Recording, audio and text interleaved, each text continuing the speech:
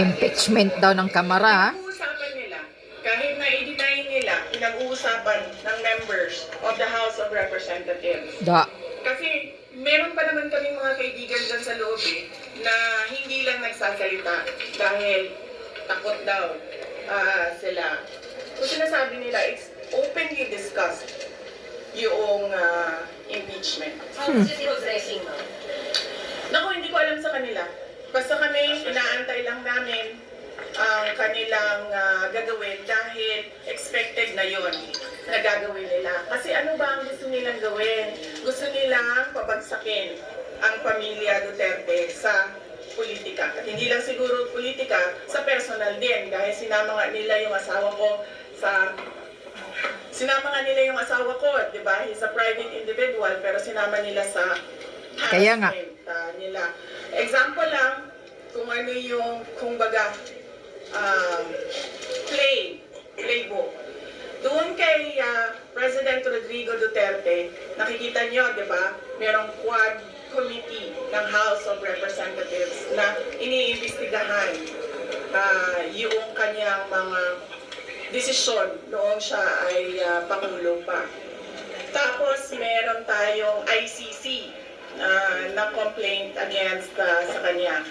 Tapos merong plunder cases na final against President Duterte. Tapos doon tayo papunta sa akin. Hinahabol-habol nila yung confidential funds. In fact, nung sinabi ko to express goodwill, sabi ko, at saka para hindi na tayo magkagulo, o sige na, we'll shoot blind sa projects namin. Huwag na natin gamitan ng confidential funds. Pwede pa rin naman yan, pero mas mahirap. Kasi you cannot purchase information, you cannot give rewards. Hindi mo mamahahanap kung ano yung tinatarget mo sa security issues and Kaya nga. order. Tapos, etong impeachment na pinag-uusapan nila. Tapos narinig nyo, di ba? Anong play ni Castro. Ang sabi niya, kukunin namin lahat ng mga papeles sa loob ng COA. Saan ka naman nakahanap ng constitutional body, constitutional commission, at ang House of Representatives, uutusan niya ang isang independent commission na ibigay mo yan lahat sa akin. Ano, sila ang mag-audit? Hindi pa nga tapos yung audit. Pero alam na natin, nahahabulin nila dyan ang paninira nila sa akin. Are you in any way bothered? Tapos, pumunta tayo doon sa aking kapatid at sa aking asawa. Pinailan nila ng drug smuggling cases. Based on based on name dropping, based on chismis, based on hearsay. So nakita ninyo yung gusto nilang mangyari. They want to project the family as corrupt, as criminals, Kaya nga. as kwentang mga tao, kundi para sa pansarili lang nila. And bakit pa? Bakit? And all because, sinabi ko na dati, we are a threat to the perpetuation in power of people na interesado maging, sabihin na natin Prime Minister, kung matuloy yung niluluto nilang chacha o President. Kung hindi maluto yung chacha nila. Are you in any way bothered by the alleged impeachment moves po sa House, ma'am? Hindi.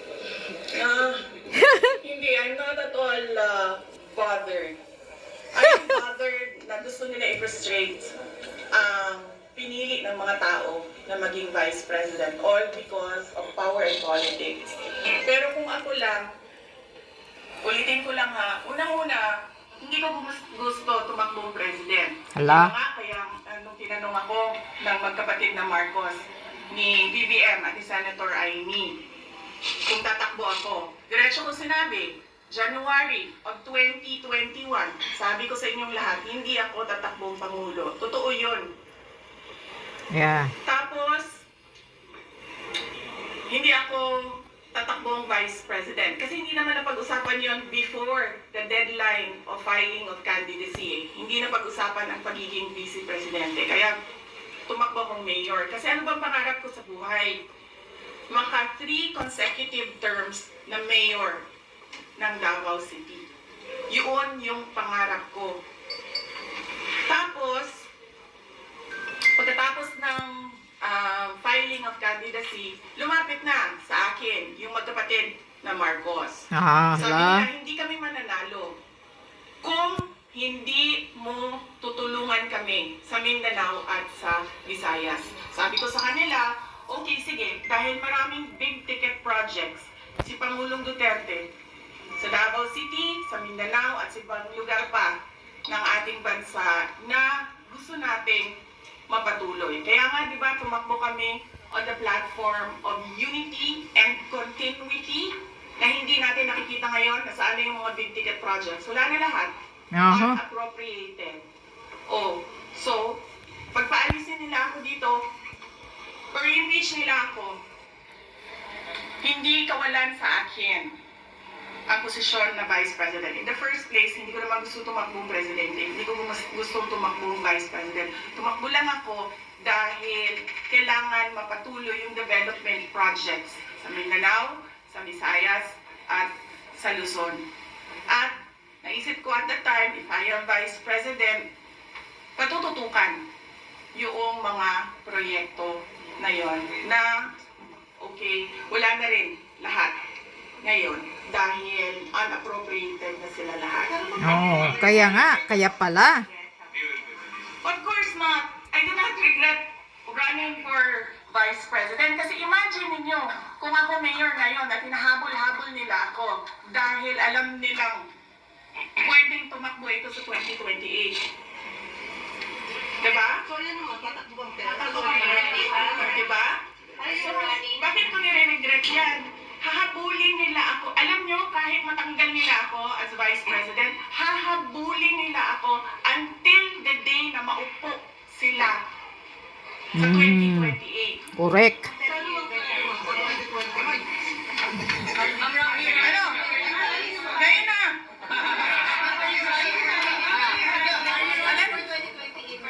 Mahirap sagutin ang 2028 kasi imagine ninyo, pagbaba ko dito, nahulog ako doon sa hagdanan. Diba? Namatay ako bukas. Sayang yung paghahanda ko. Sayang yung paghahanda ko. Dahil ang layo ng 2028. Dapat magplano for 2028 sa 2027 at fourth quarter ng 2026. Correct. Sa 2025. Wala akong planong ganyan. It's part of harassment sa family mo. Yes, ma'am. Wala naman kami, ano ba sinabi nila, huwag kami matakot. Hindi kami takot. Hindi kami takot. Sumasagot lang kami sa kanilang mga atake sa amin. At gusto lang namin ipresenta sa taong bayan ang isang perspective na ginaganito kami dahil we are a threat politically and for power. Do you regret having a mark? Last question. Do I regret helping do you want to answer the question? Or alam mo ba ang sagot? Sagutin mo na. Senator Amy Marcos, magkaibigan naman kami. Si Bangag. Healthy PDP. Kasi ganito yun, sabi ko nga kanina eh. Inisip ko na yan eh. Sinabi ko kanina eh. Kung hindi naman ako tumakbong Vice President, mayor ako, habulin pa rin ako eh. Hindi nga natin alam kung sino mananalo nun eh. Kung hindi ako tumakbong Vice President, hindi siya ang President, so likely yung isa ang President. Eh lalo na yun. Kita nyo nga doon, di ba? Tanggalin daw ang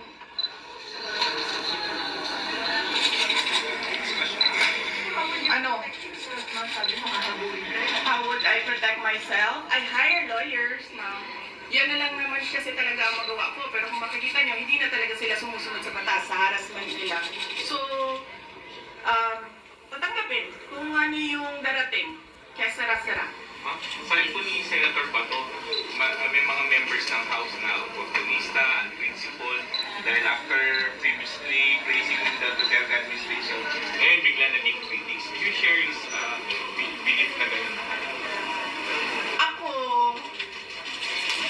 lumaki ako sa politics. 9 years old pa lang ako, mayor na ang father ko.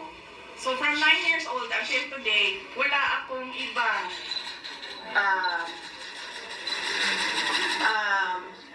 ano ba tawag dyan? Wala akong ibang universe kundi pag-aaral, nung ako'y nag-aaral pa, politika, nung natapos na ako nag-aral. Wala akong problema maghiwalay tayo sa politika. Diba? Kasi hindi naman talaga natin ma-define kung saan tayo bukas sa politics. Kasi eleksyon ng ang ating mga public officials dito may eleksyon Kaya hindi natin alam kung saan tayo papupunta bukas. Wala akong problema. Maghiwalay tayo lahat. Diyan kayo lahat. Dito ako mag-isa. Ang hindi ko naggugustuhan ay yung pambabastos. Yun. Pwede naman tayo maghiwalay sa politika Huwag lang maging bastos. Thank you.